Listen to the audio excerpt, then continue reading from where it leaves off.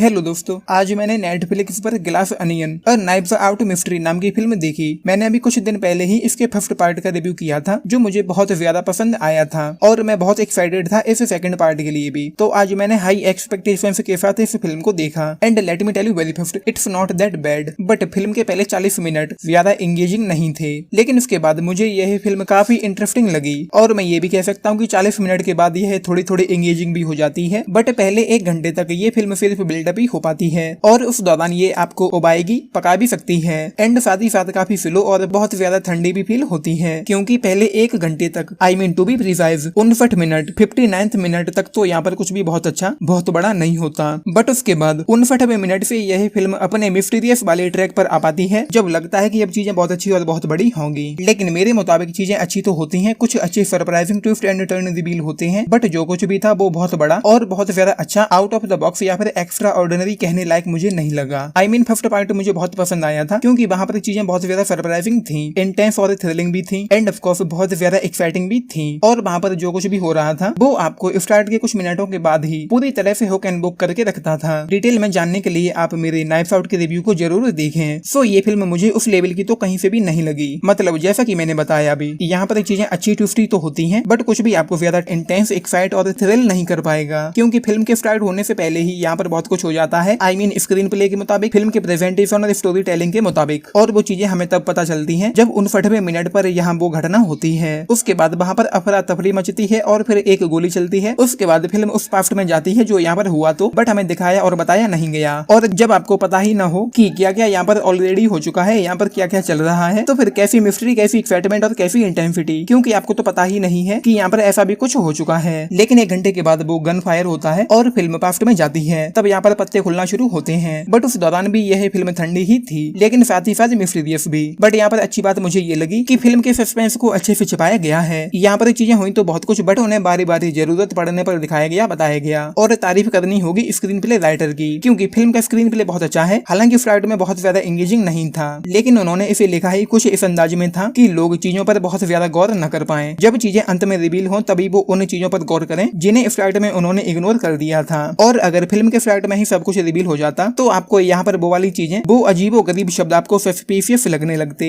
और आपको डाउट ना हो, इसलिए उन्हें छिपा कर रखा गया था। सो स्क्रीन प्ले बहुत अच्छे से लिखा तो गया है, बट साथ ही साथ यहाँ पर कुछ ऐसा भी होता रहता जो आपको आगे जानने के लिए, आगे देखने के लिए क्यूरियस करे, एक्साइट करे। चीजें थोड़ी सस्पेंसफुल होती तो ज्यादा अच्छा होता, आई मीन फर्स्ट हाफ में, क्योंकि उस दौरान ये फिल्म आपको पकाती है। तो जब हम पक रहे थे, अगर उस दौरान बीच बीच में कुछ यहाँ पर ऐसा भी होता रहता जो ऑडियंस के दिमाग में एक सवाल टिक टिक करता रहता, तो आई गेस और ज्यादा मजा आता। बट जब चीजें पास्ट में जाती हैं तो वहाँ पर जो कुछ भी हुआ वो ट्विस्टी तो था, परंतु साथ ही साथ वो भी कुछ जगह, मतलब स्टार्ट होकर प्रेजेंट में आ जाने तक वो भी बीच बीच में थोड़ा ठंडा और स्लो फील होता है। और जब ये फिल्म प्रेजेंट में आ पाती है तब तक ये सिर्फ आधे घंटे की ही बचती है, तो फिर ये तो जाहिर ही था कि अब मिस्ट्री सॉल्व होगी, रिवील होगी। सो इसके बाद फिल्म पूरी तरह से ही एंगेजिंग हो जाती है और यहाँ पर अच्छे ट्विस्ट और टर्न तो है ही, बट चीजें यहाँ पर मुझे बहुत अच्छी, बहुत बड़ी कहने जैसी तो नहीं लगी। कहानी के बारे में ज्यादा कुछ नहीं बताऊंगा, क्योंकि यहाँ पर वैसे भी कुछ 2-4 चीजें ही होती हैं, अगर वो भी स्पॉइल हो गई तो फिर आपको देखने के लिए बचेगा ही क्या। तो चीजें यहाँ पर कुछ यूं होती हैं कि एक आदमी अपने कुछ दोस्तों के साथ ही साथ डिटेक्टिव बोनुआ ब्लांक को अपने आइलैंड पर ग्रीफ इनवाइट करता है, जहाँ पर इन सभी लोगों को अपने होस्ट की मर्डर मिस्ट्री को सुलझाना होगा। बेसिकली पहले तो यह एक गेम ही लगता है, बट बाद में यहाँ पर वास्तव में एक मर्डर हो जाता है। इससे ज्यादा तो मेरे पास आपको बताने के लिए कुछ भी नहीं है। सो फिल्म का जो मांस मसाला है वो मुझे बहुत अच्छा, बहुत मजेदार नहीं लगा, क्योंकि यहाँ पर कुछ भी ऐसा नहीं था जो आपको इस फिल्म में पूरी तरह से हुक एंड बुक करके रख पाए और आपको पूरी तरह से एंगेज करके रख पाए और साथ ही साथ एक्साइट भी कर पाए। लेकिन सेकंड हाफ में जाकर फिल्म आपको इंटरेस्टिंग लगेगी और लगती भी है, बट टू बी ऑनेस्ट मुझे यहाँ पर उतना मजा नहीं आया जो कुछ भी मैंने फर्स्ट पार्ट में एक्सपीरियंस किया था। उसकी बात ही कुछ और थी। फिल्म स्टार्ट में आपको काफी ज्यादा स्लो फील होगी और हो सकता है कि मेरी तरह ही आपका भी मन करे कि इसे बीच में ही छोड़ देना चाहिए, क्योंकि जैसा कि मैंने कहा यहाँ पर कुछ भी बहुत बड़ा, बहुत मजेदार, मसालेदार नहीं होता। एंड टू बी ऑनेस्ट मुझे यहाँ पर ज्यादा पोटेंशियल नजर नहीं आया और इसका जो ट्रीटमेंट है वो भी मुझे बहुत अच्छा नहीं लगा। एंड इसका जो प्रेजेंटेशन और एग्जीक्यूशन है वो अच्छा तो है, क्योंकि चीजें बाद में रिवील होती हैं, लेकिन शुरुआत में यह फिल्म ज्यादा एंगेजिंग नहीं लगती। और एक हू डन इट वाली फिल्म में जो चीजें होती हैं, जो बात होती है, वैसा तो मुझे यहाँ पर कुछ भी फील नहीं हुआ, देखने को नहीं मिला। मतलब यहाँ पर चीजें बहुत ज्यादा सस्पेंसफुल, टेंस, इंटेंस, एक्साइटिंग और थ्रिलिंग नहीं होती। सो यहाँ पर जो कुछ भी होता है वो मेरे लिए तो बिल्कुल भी इम्पैक्टफुल, इफेक्टिव नहीं था। किसी भी चीज का आपके ऊपर कोई गहरा प्रभाव नहीं पड़ेगा, जिस कारण यह फिल्म आपको सोचने पर मजबूर करे और 2-4 दिनों तक आपके दिमाग से न निकले। सो इन शॉर्ट फिल्म की स्टोरी टेलिंग, स्क्रीन प्ले मुझे अच्छा लगा एंड इसका इसका जो प्लॉट है वो भी कुछ बहुत अच्छा कहने जैसा नहीं है। सिंपल सा प्लॉट है बट उसका प्रेजेंटेशन अच्छा कहा जा सकता है। एंड एक्टर्स तो यहाँ पर मुझे सबसे अच्छी performances Daniel Craig, Edward Newton, general मोने की ही लगी और उनके साथ ही साथ जो दूसरे एक्टर्स भी यहाँ पर हैं उनका भी काम अच्छा ही है। एंड कैरेक्टर्स में इन्वेस्ट होने में भी थोड़ा वक्त लगता है। सो इस तरह की चीजें यहाँ पर हैं। तो दोस्तों मुझे यह फिल्म पूरी तरह से सेटिस्फाई नहीं कर पाई। मेरी उन उम्मीदों पर यह पूरी नहीं उतरी जो मैंने इससे एक्सपेक्ट किया था और ना ही मैं ये कह सकता हूँ कि मुझे बहुत मजा आया इसे देखने में। तो आप इसे देखना चाहें तो बेशक एक ट्राई दे सकते हैं बट हाई एक्सपेक्टेशंस मत रखना। सो 3 stars that's my rating for glass onion और नाइफ्स आउट मिस्ट्री। मैं चाहता हूँ कि आप इस वीडियो पर रिएक्ट अवश्य करें, फिर चाहे आप लाइक करें या dislike, it's up to you. बाकी अगर आप लोगों ने ये फिल्म देखी है तो मुझे नीचे लिखकर बताना कि आप लोगों का इस पर क्या टेक है। And of course like, share and subscribe भी करना चैनल को, वीडियो को। चलिए it's the moment for me to से